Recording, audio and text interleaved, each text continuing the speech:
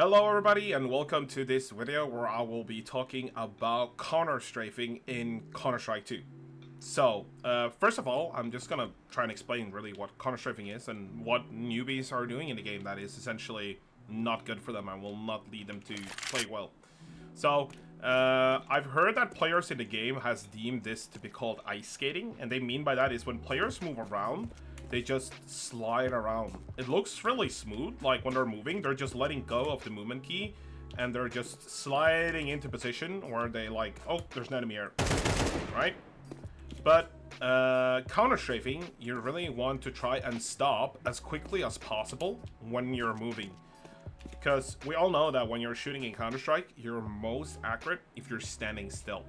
So, by you just not doing counter-strafing and starting shooting when you're moving, you can see that your bullets are flying everywhere.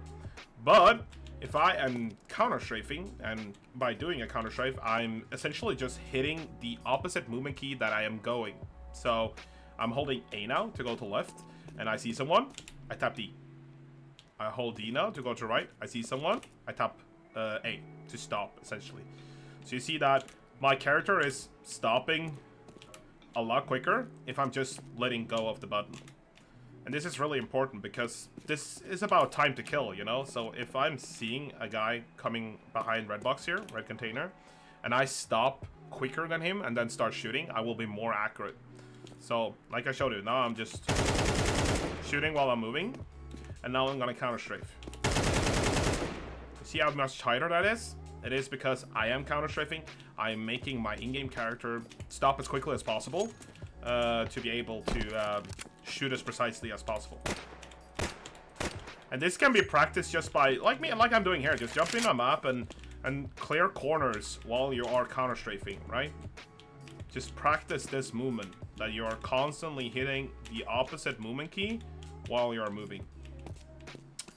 I'm also going to show you guys how you can practice this with bots, so let's just jump right into that.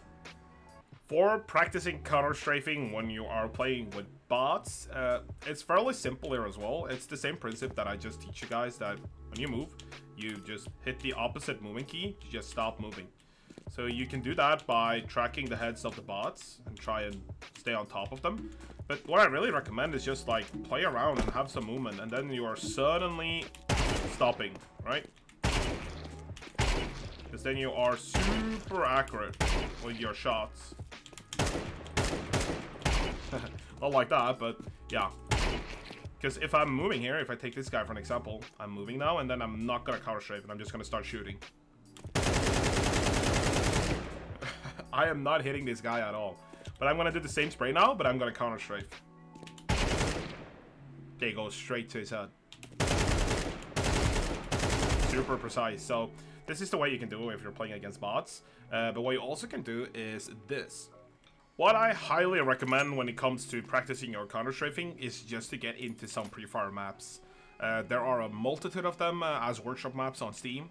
And I just particularly like this one. And essentially, this is like a route that you're gonna walk. So I'll just start here. And then you can see that there are bots placed out on the map that I need to try and kill as quickly as possible. So this is really good for practicing your counter-strafing, because this is about time to kill. You have a certain amount of time before the bots essentially kill you. So if I am not counter-strafing, then I am spending a lot longer time trying to kill these guys.